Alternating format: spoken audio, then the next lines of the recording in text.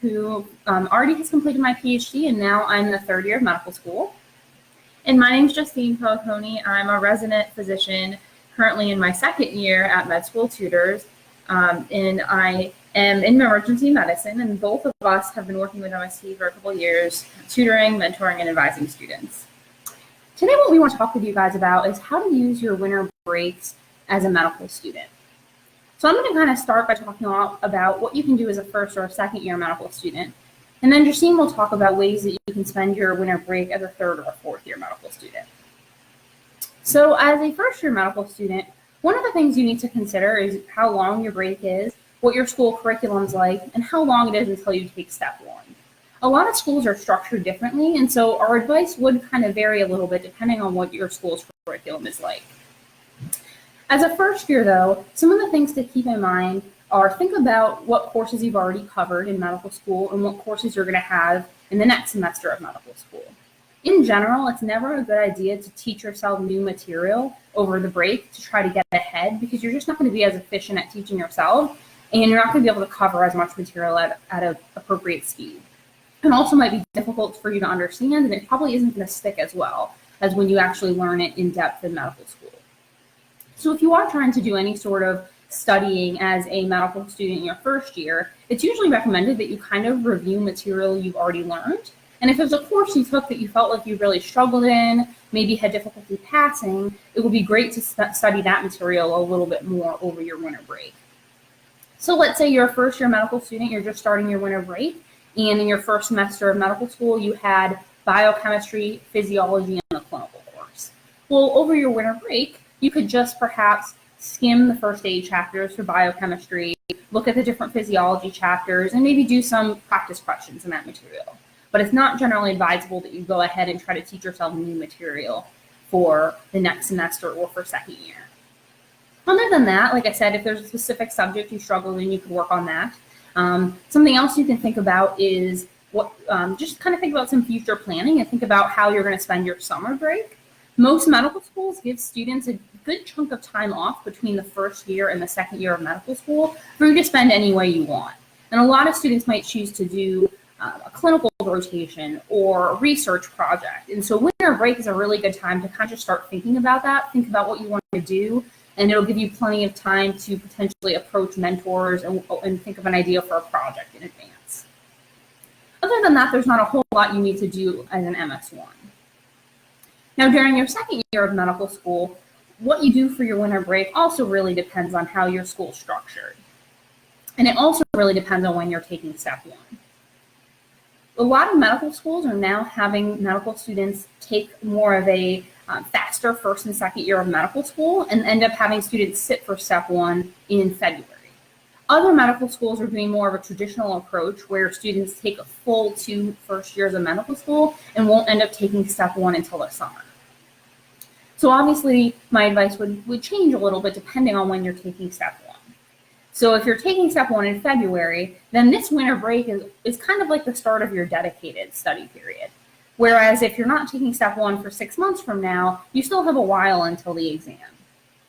So my advice would still be the same as if you're a first year medical student, in that you don't really want to go ahead and teach yourself new material, but it is a good time to kind of really start thinking about step one and preparing for it. If you haven't yet registered, now is a good time to start signing up for the exam and getting organized. So think about, how are you going to prepare for the exam? What resources are you going to use? And think about maybe making a study schedule. So winter break is a really good time to just try to get organized and to think about those things. If you don't have a subscription to UWorld, now's the time to get that. If you don't have all of your resources, you can start to get those in order. So winter break is definitely a good time to do planning.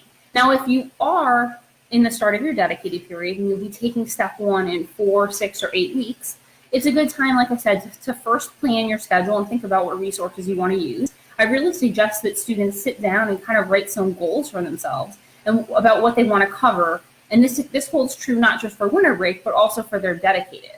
You know, what is your plan? Do you want to get through UWorld twice and read first aid? Do you want to cover all of pathoma? Goals, and try to kind of plan out each day what you want to do.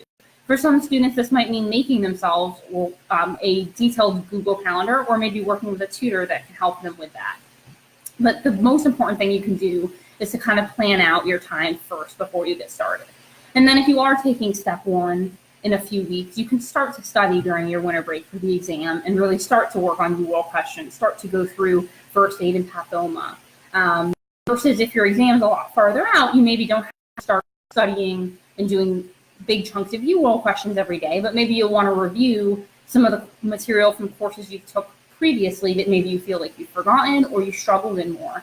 Maybe you'll read first aid chapters or on pathology if that was a harder concept for you, or you'll do some more biochemistry UL questions if you feel like you're a little bit rusty in that area.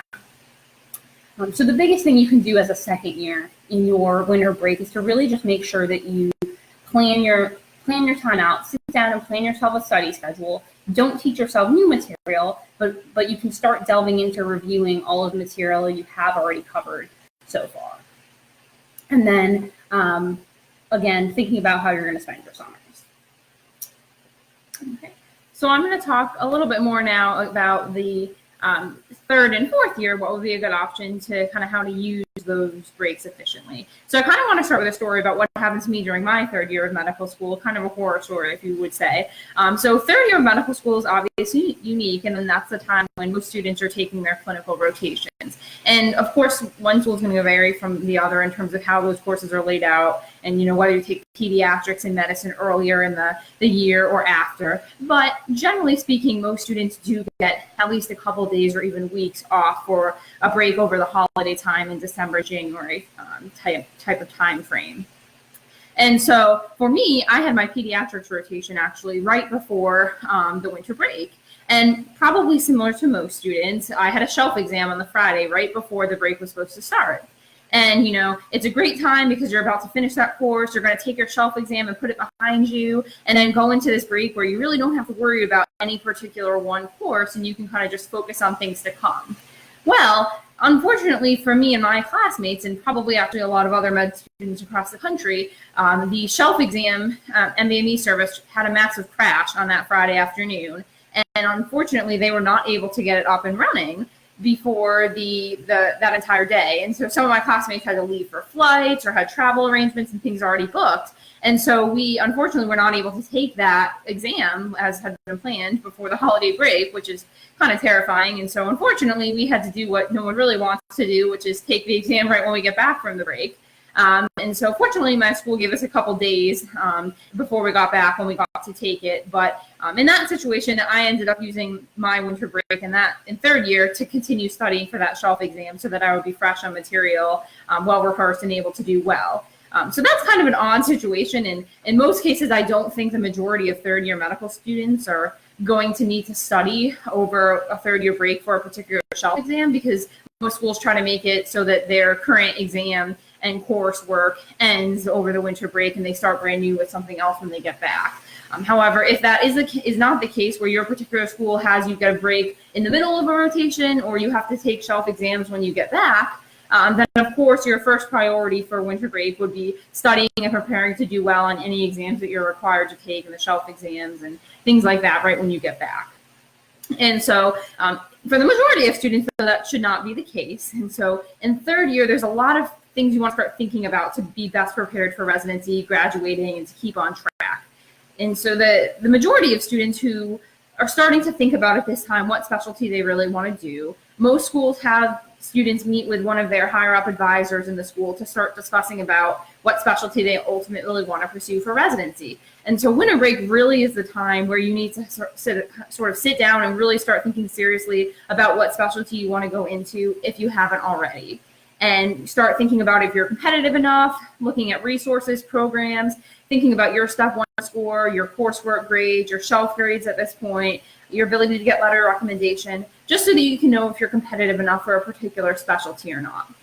That's something that's definitely important to do by this point if you haven't already. Secondly, a majority of some specialties, I should say, require you to do externships or away rotations at different medical. And this is actually a pretty cool experience. During your fourth year of medical school, you can actually go to a different medical school, hospital, or a location even anywhere else in the country and get experience in rotating in a completely different medical setting and just gain more experience in a field that you're interested in. So this is quite awesome, actually, to get to experience something new like this. However, it's not without difficulty because it's almost like you're applying to a mini residency. There's ERAS is the application service for most externships or away rotations, and it's an application service in yourself that you have to complete and apply to these externships and be accepted before starting fourth year. And not every specialty requires this. Some of the more competitive specialties like dermatology, plastic surgery, emergency medicine generally require at least one externship. It varies among specialties and among programs how many. Externships are really considered favorable, but most of those higher competitive specialties require at least one away rotation to be completed in order to be granted a spot in residency in that particular field. And so if you are doing a specialty that requires an externship, or if it doesn't require one, but you just want to do one to get more experience, to try something new, or you have a particular location of the country you want to ultimately practice in or seek a residency spot in. So let's say, for example, you go to medical school in Florida, but you really want to master a program in California, then it might not be a bad idea to do a rotation in California as a fourth year medical student, even if it's not a specialty that requires it, like if it's pediatrics or family medicine or something like that doesn't ultimately require one. So there's different reasons that people will choose to do away rotations, but it is quite common. And if you're doing an away rotation, then winter break is a great time to start getting prepared for it during third year of medical school. Start looking through the ERAS application process, looking VSAS application, sorry, VSAS, VSAS, yes, for visiting student application services, for getting everything together that you need to apply. Unfortunately, it is not quite a standard process across the board like applying to residency. Individual programs can have different requirements to be accepted as a visiting student there. For example, some programs will require a specific letter of intent or personal statement as to why you want to rotate there, whereas others don't. Some have different requirements, might require letters and recommendations. Other ones will have maybe secondary forms that you need to complete or specific questions to answer why you would want to rotate there. And so it does vary a little bit, so it's certainly important to be ahead of the game. You want to be applying early to these programs because if you're late in the game, then you might not gain a spot. And a lot of these do offer spots on first come, first serve basis or enrolling admissions type of process. So if you're not submitting your application or materials until May or June or even July, then you could really miss out on getting a spot to rotate, especially during the more competitive months, which I would say probably August and September are the most competitive months to get an away student rotating spots. And so it's definitely important to start thinking about what programs you're interested in applying to do an away rotation, what materials you need, look at the individual website and requirements for each program to start knowing what sort of things you need to have together and ready. And then the other whole aspect of this that makes it rather difficult as well is the immunization requirements and health form requirements. This can be a little bit difficult because there are very specific requirements needed by programs in order to rotate there and to even apply. And there is a standard form, health immunization form, that you can fill out and complete that most programs accept. It has things like getting proof from a physician that you've been vaccinated for basic vaccines. You may have to get vaccine titers to prove that you've had levels of certain vaccines like hepatitis B and things like that. But then some programs, unfortunately, have their own individual vaccination form that you need to complete in order to go to that facility and rotate there. And so it's very important to know if they accept the standard immunization form or if you need to get your own in order to go to that particular program. And it can take quite a while to make sure your vaccines are up to date, to get any titers you need. Some students need to get revaccinated for things, get TB testing that's up to date. And so this can take several weeks. And if you're on busy rotations in the spring, like surgery and medicine, it's not necessarily something you want to have to be worrying or stressing about when you're trying to get through those rotations and succeed. So it's a good idea to be ahead of the game and at least start thinking about what sort of things are required during winter break. And so those are really the biggest recommendations that I would make for using your winter break wisely as a third year medical student. It's probably actually one of the most crucial winter breaks out of all the medical school years in order to really get things in line that you need. So if you don't have to study for self exams or any other exams when you get back, then I would say your first priority over winter break should be thinking about residency, what specialty you want, where you want to go, if you're competitive enough for that specialty.